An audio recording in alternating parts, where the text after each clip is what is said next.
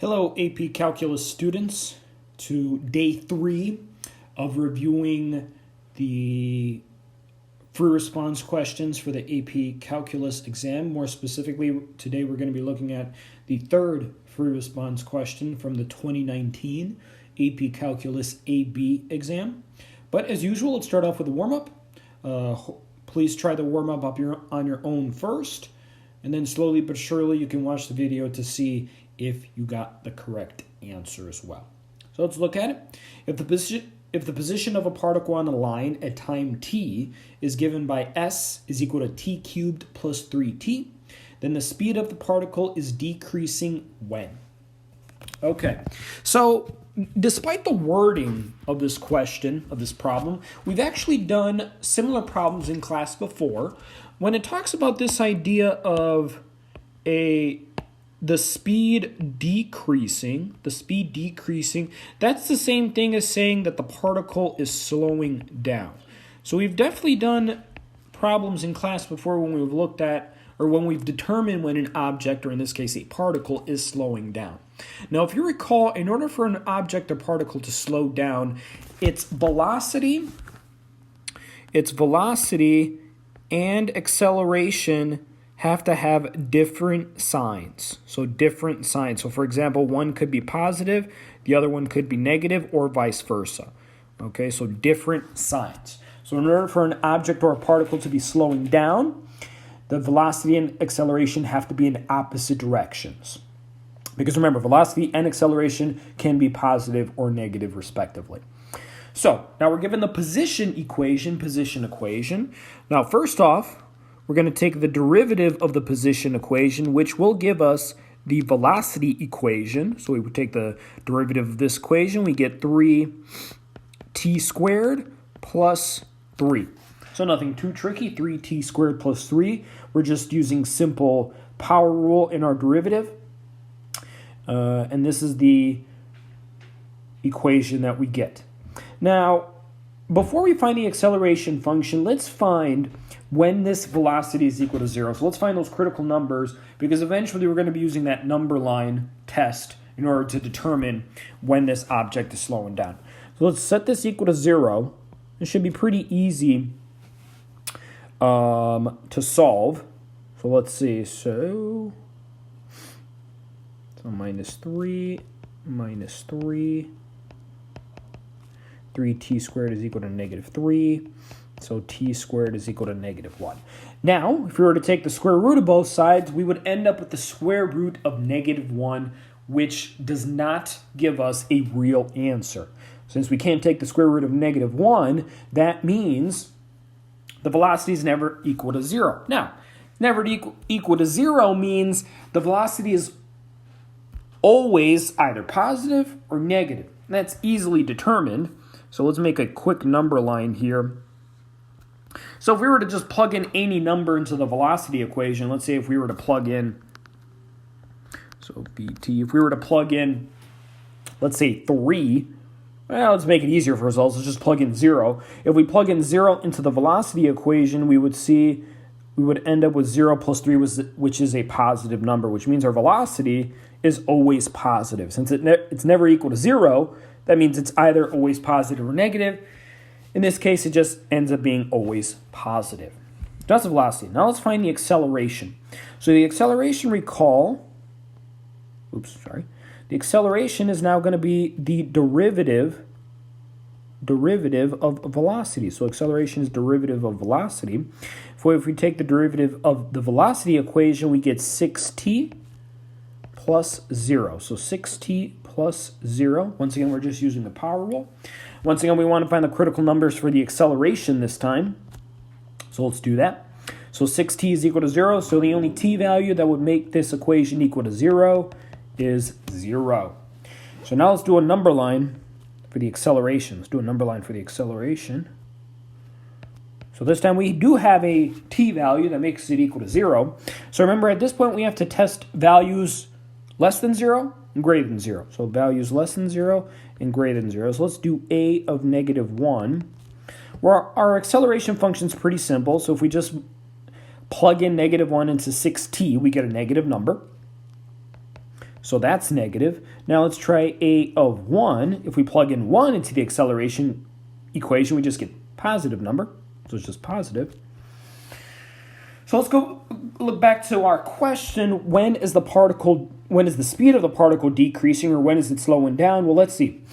The velocity we saw was always positive. So the velocity was always positive. So we only care about when the acceleration is negative because we want those opposite signs.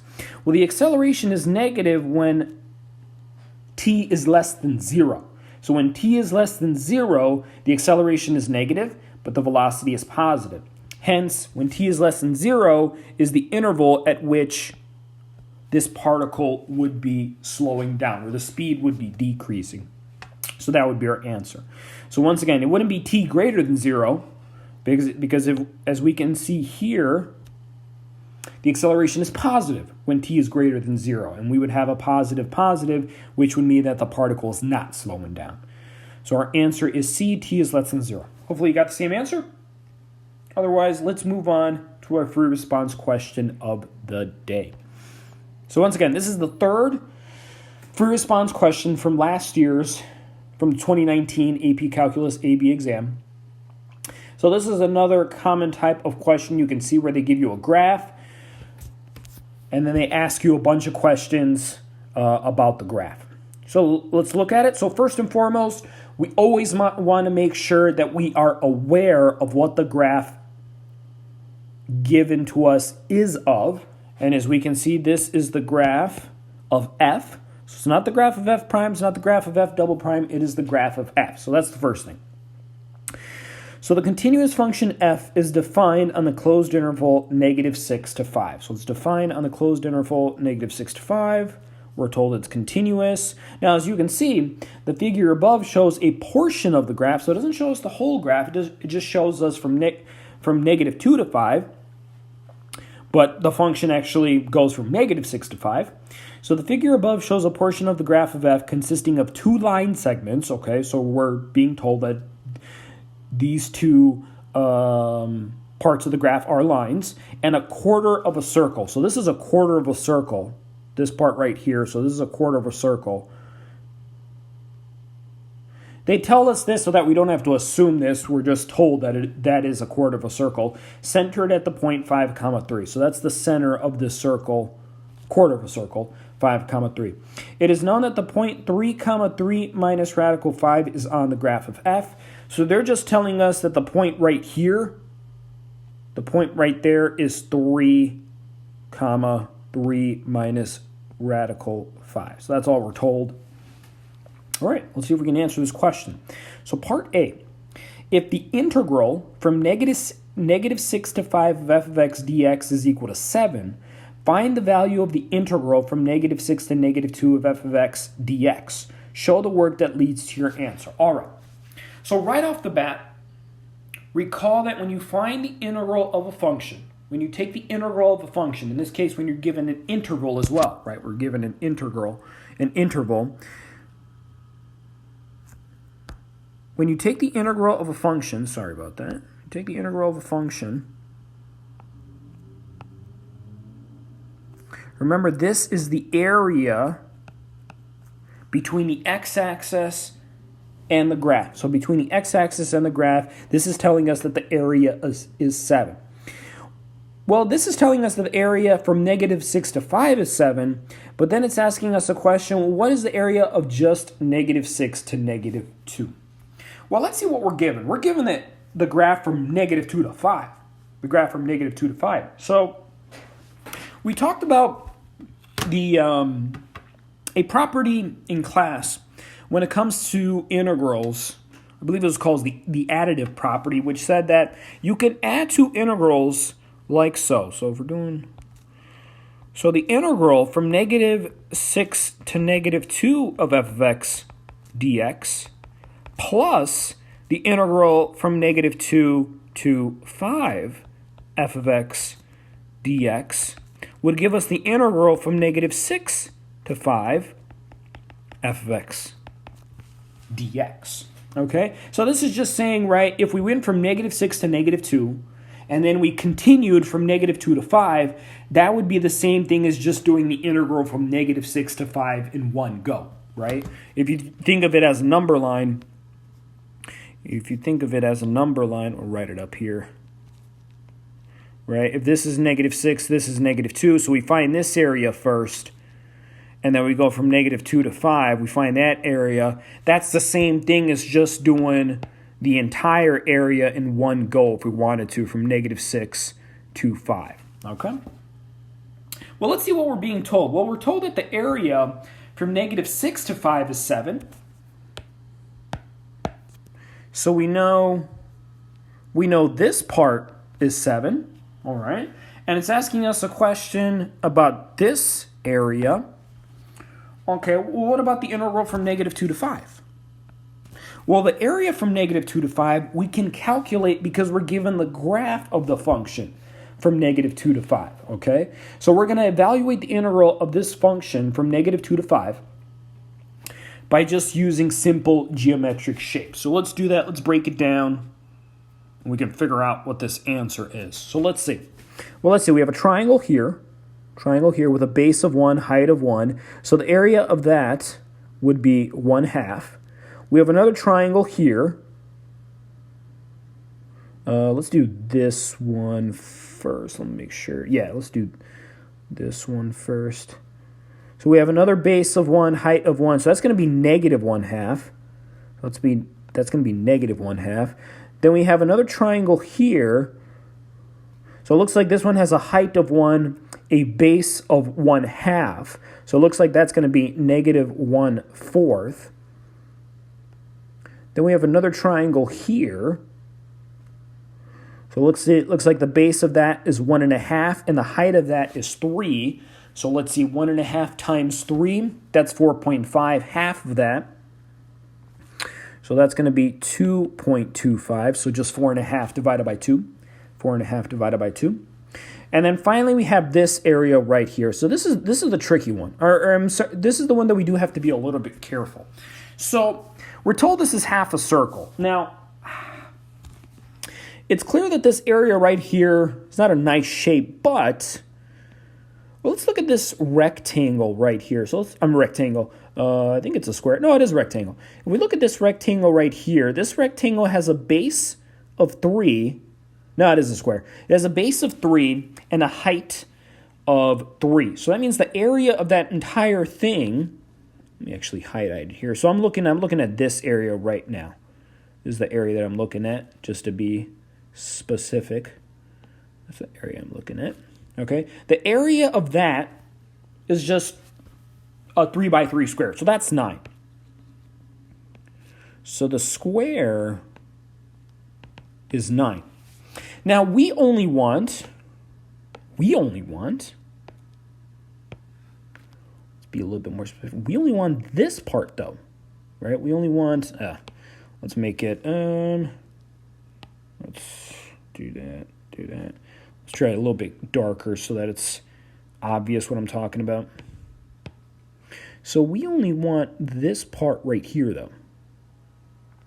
That's the only part. So we only want the blue part. We only want the blue part. So the way we're going to find the blue part is we're going to subtract it by the quarter of the circle. We're going to subtract it by the quarter of the circle. Well, let's see. So the quarter of a circle, so the area of a circle is pi r squared. So since we have a quarter of it, all right, so quarter circle, it's going to be pi r squared divided by 4. So the radius of this looks to be 3, right? If I were to just count it, 1, 2, 3. So the radius is 3. So the quarter circle is going to be 9 pi over 4. 9 pi over 4. And once again, we just want this blue region right here.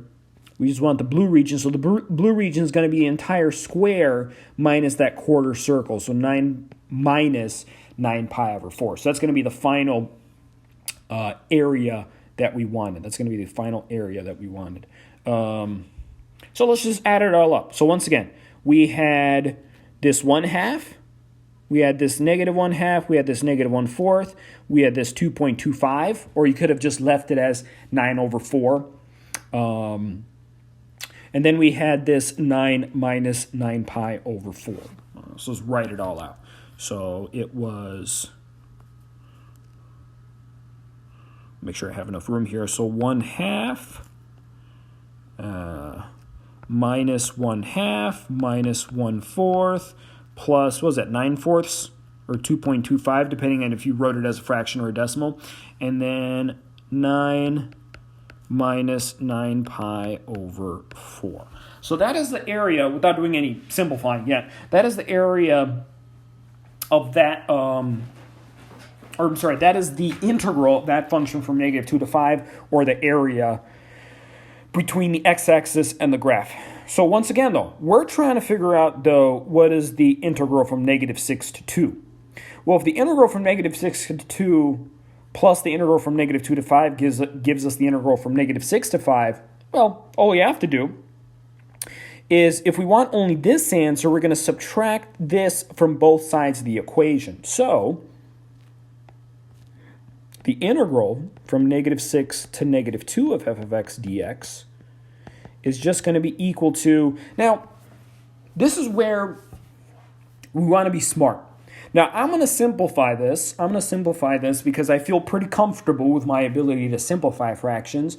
But remember, on the AP exam, you do not have to simplify numerical answers. So an answer like this that I just wrote in parentheses is perfectly fine to leave alone, to not do anything with it in terms of your final answer. You can if you want to. There's nothing wrong with doing it. But I'm just going to leave it alone. I'm not going to touch it because, I'm going to simplify it because I just like to simplify. But if you don't feel comfortable with simplifying, I wouldn't do it. Another thing you have to realize is, since we're on the third question of the free response portion of the AP exam, we're in the no calculator section already.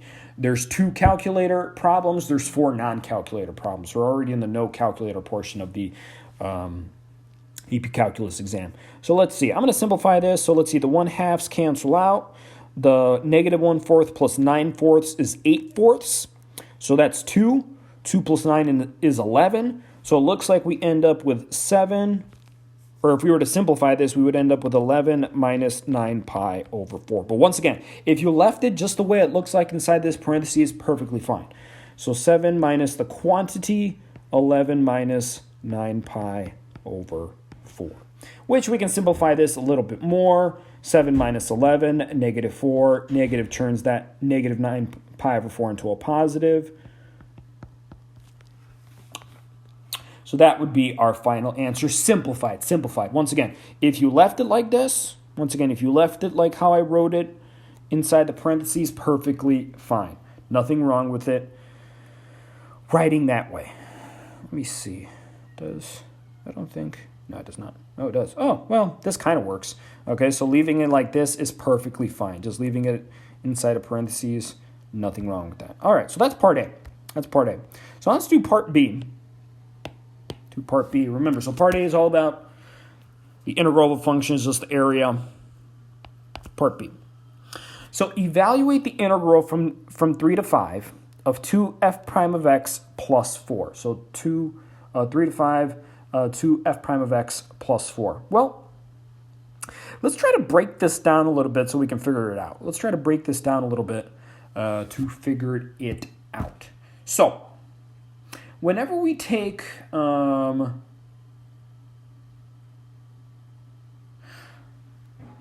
remember, whenever we evaluate an integral, yes, we are finding the area between the x-axis and the function graph. But if we didn't have a graph, for example, let's say we didn't have a graph, remember, integrals always involve antiderivatives. More specifically, it involves the fact that if you take the integral from a to b of f of x dx, you're taking the antiderivative, which we usually call big F, of b minus big F of a. So that's the main theorem we're basically using in order to, we call this fundamental theorem of calculus, in order to evaluate this integral. So let's do that. So we have the integral from 3 to 5 of 2f prime of x plus 4 dx. So remember, we're going to take the antiderivative of this, so let's do that. All right. Well, let's see. The antiderivative of f prime.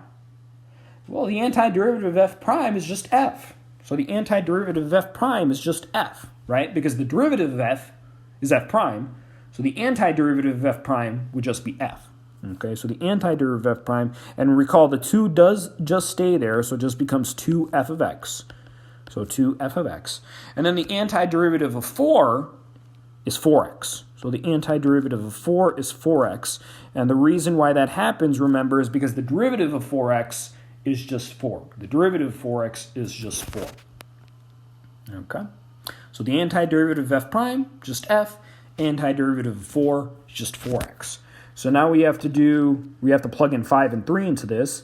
So let's see, we got, so 2 times f of 5 plus 4 times 5 minus 2f of 3 plus 4 times 3.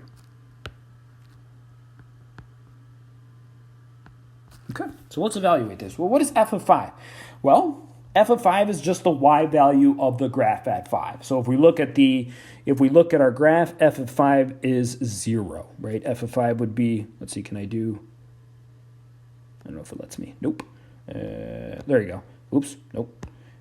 Come on. Nope, that's not what I want. Not what I want. Sorry. There you go. Oh, it didn't disappear. So f of 5 is 0. F of 5 is 0. Okay. So let's see. We have 2 times 0 plus 4 times 5 is 20. Put parentheses there. Minus 2 times f of 3. So 2 times f of 3. So this is, it looks like, why they gave us the y value at 3 in the original problem. They told us that the y value at 3 is 3 minus radical 5. So 3 minus radical 5 plus 12.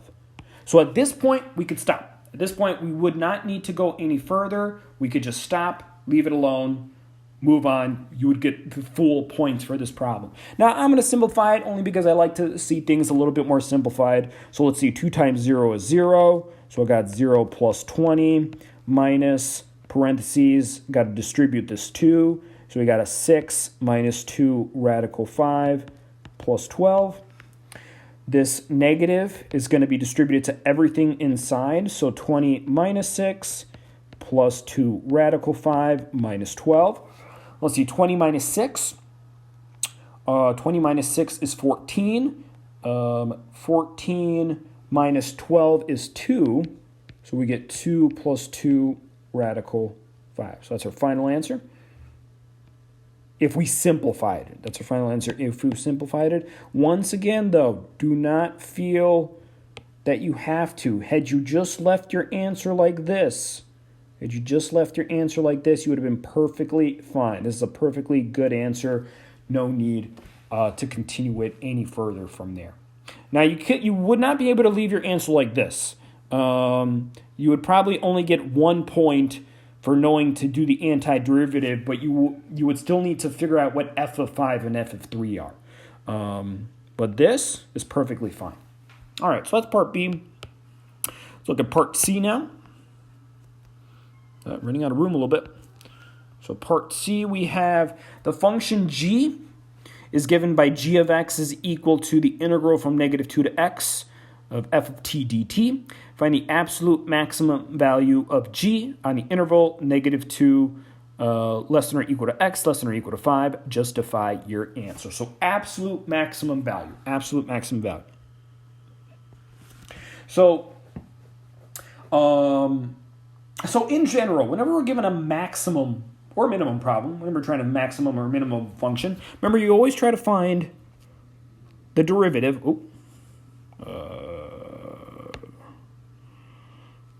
So max slash min of f, right? The first thing you always do, you take the derivative, so find f prime. So critical numbers, so when f prime is equal to 0, so critical numbers. And then we typically do a number line. Now, So those are your first two steps, regardless of if it's a maximum or a minimum. Now, for an absolute max or absolute min, what you're going to do is you're going to evaluate F at critical numbers and endpoints, okay, the endpoints of your interval. So if you notice, we have an interval from -2 to 5. We're going to be testing those in the original function to determine which is the biggest y value, because that's literally what we're trying to find. What is the biggest y value of this function g? So once again, we're trying to find the maximum of g. So let me write out first. So g of x is equal to the integral from, let me make sure I get this right, from, what was it, from -2 to x, f of t dt, -2 to x. All right, so let's say, so we got to find the derivative. Recall, when you take the derivative of an integral, you just end up with the original function. So g prime of this integral is just f of x, All right, so we have to figure out when f of x is equal to 0. Well, let's look at the graph, because remember, f is just the graph. Well, the graph is equal to 0 at -1, at 1/2, and at 5. Now, 5 is going to be one of the endpoints already, so we're going to test that anyways. So it looks like -1 and 0.5, right? So -1 and 0.5. So, right, -1 and 0.5. All right. Oops, sorry. So critical numbers, come on. So critical numbers, -1 and 1/2. So those are the values we're going to plug in. If we look back at these step by step, those are the values we're going to plug in into the original function, so into g of x. Okay, so g of x. So once again, not only are we going to plug in the critical numbers, we're also going to plug in the endpoints of the interval. So our interval was -2 to 5.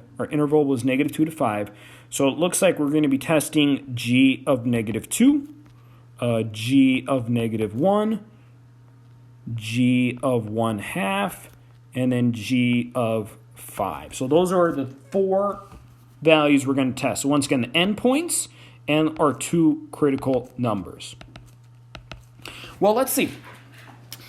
The way G is defined, G is defined as an integral. So G of -2 is going to be the integral. I think I'm going to need more space here. It's going to be the integral from -2, because that's where it tells us to start, to -2. Now, if you recall, whenever you start an integral and stop an integral in the exact same spot, your area is just 0, right? If you don't even move, your area is just 0. So now let's do -1. So the integral from -2, -1, f of t. So once again, since we're doing the integral of f, that means we're doing the area of this graph. So from -2 to -1, well, we actually already did it here. 1/2 is the integral from -2 to -1 of f, okay? So that means that's equal to 1/2. It's equal to 1/2, okay? And then we had g of 1/2. So that was the integral from -2 to 1/2. So remember, we start at -2 and we go all the way to 1/2, f of t dt. So that's going to equal to, let's see. So we have 1/2, we have -1/2, and then we have -1/4. Because remember, you have to add up all those areas into 1. So the integral from, so it would start here, and then it would continue on all the way here. So that would be the integral from -2 to 1/2. So once again, we have 1/2, -1/2, -1/4. So let's see, the 1/2s cancel out, so you would just end up with -1/4, right? Because we have +1/2, -1/2, and then just -1/4. And then finally, g of 5 would give us the integral from -2 to 5, f of t dt, which I think we evaluated, where was it? We evaluated, I think, in A, didn't we? The integral from -2 to 5?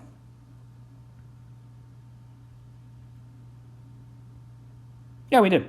And we got 11 minus 9 pi over 4. So 11 minus 9 pi over 4. All right,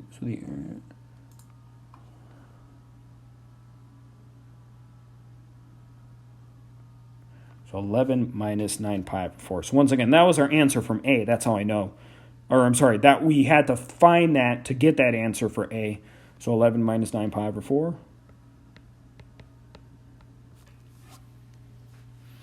All right. Well, let's see what our answer is. Well, let's see. Well, it can't be 0, can't be negative, so it looks like our candidates are either 1/2 or 11 minus 9 pi over 4. Well, let's see. How do we know which one it is? How do we know that 11 minus 9 pi over 4 is 1/2? Well, recall, pi is around 3. It's a little bit greater than 3, so if we did 9 times 3, that would be around 27, right? It's actually a little bit greater than 27. 27 divided by 4. What is 27 divided by 4? Well, 27 divided by 4 is almost 7. It's almost 7. So 11 minus 7. So that means this answer is going to be close to 4, which is going to be a lot bigger than 1/2. So it looks like our absolute maximum value is 11 minus 9 pi over 4. So absolute maximum. Okay, so just a recap, we found the derivative, we found the critical number, we found the derivative, we found the critical number, set it equal to 0. And then since it was an absolute problem, absolute maximum, we tested the critical numbers. So we tested -1 and we tested 1/2. And then we tested the endpoints of the interval, -2 to 5, because those were our interval values that we were given. All right, finally D, find the limit given that. So let's see. I think I should have enough room here. Yep. Let's find that limit.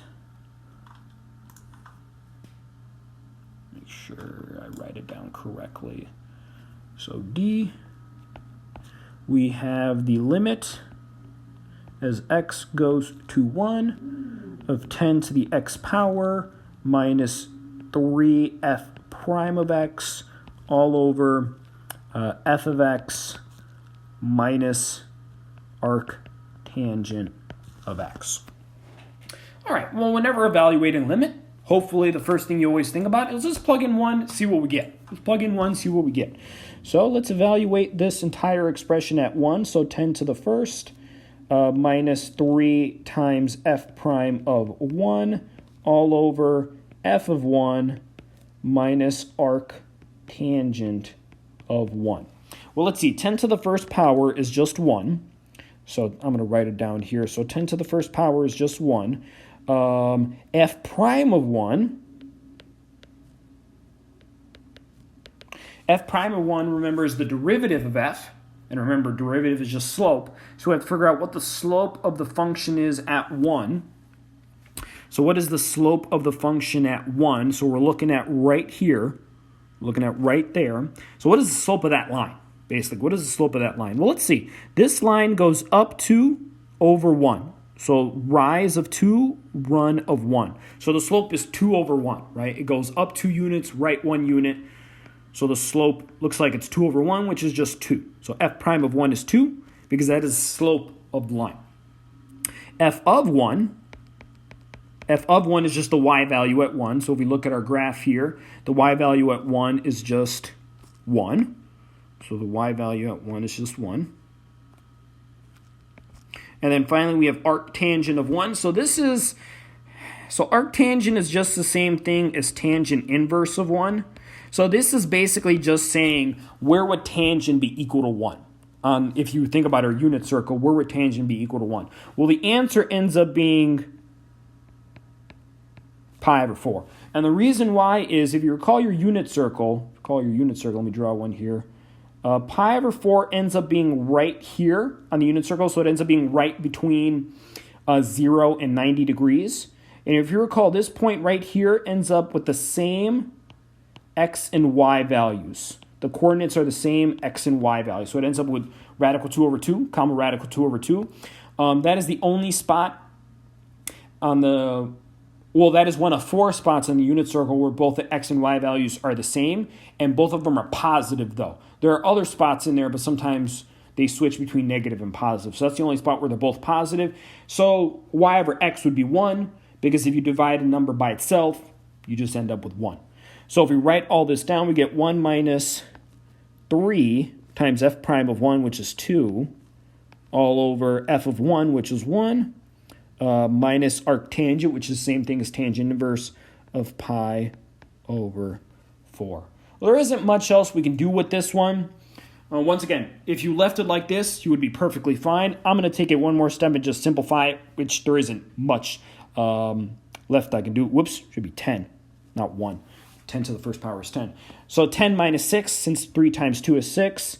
So that's 4 over 1 minus pi over 4. And that would be it. Nothing much else to do there. So just evaluating the function. I think the hardest part for this probably would be the arctangent, because we don't really talk about that in class, and that would have to be a, remembering the unit circle. Now, here's the thing, though. My suspicion, and I'm pretty sure I'm right, is even if you did not know what tangent inverse of 1 is, so even if you didn't know what arctangent of 1 is, I'm pretty sure you could have left this pi over 4 as just arctangent of 1. I'm pretty sure you could have just left that as arctangent of 1, because the rule of thumb typically is if you can evaluate it by just plugging it into a simple calculator, then you don't need to simplify it. So since you can evaluate arctangent of 1 by just plugging it into a calculator, I'm pretty sure even if you did not know that was pi over 4, if you got the 10, if you got the 3 times 2, and if you got the 1, you could have just left it as arctangent of 1, and you would have still gotten the full credit. So you'll see, as I usually do with these free response questions, I did attach the scoring rubric as well. And you'll see in the scoring rubric, they evaluate arctangent of 1 just like we did. But once again, I'm 99% sure had you just left it as arctangent of 1, you would have still gotten the full credit. So that one was actually pretty straightforward. Just evaluating the limit note, L'Hopital's rule, nothing like that. So that is today's free response question. So once again, that was the third free response question from the 2019 AP Calculus AB exam. In addition, for next class's assignment, I would like for you guys to try out page 3 of the handout, A Journey Through Calculus, so page 3. As usual, it will be extra credit if you complete it. You can just do the same thing that we usually done. If you complete it, you can take a picture and just email it to me. So once again, page 3 of that handout, A Journey Through Calculus. And that will be due the next time we meet, so whenever we have our next class. Otherwise, I hope this video went smoothly. I hope this is helping, especially since this year's AP Calculus exam is going to be a little bit weird in the sense that it's just going to be those true free response questions. So hopefully by exposing you guys to all these different types of free response questions, it's helping. And as we're going through this, it's a general review as well. Otherwise, I think that's all for today. So once again, the scoring rubric is on this handout. I hope you guys are doing well. I hope you guys are staying safe, staying healthy. Otherwise, I wish you guys a pleasant rest of your days. See you later.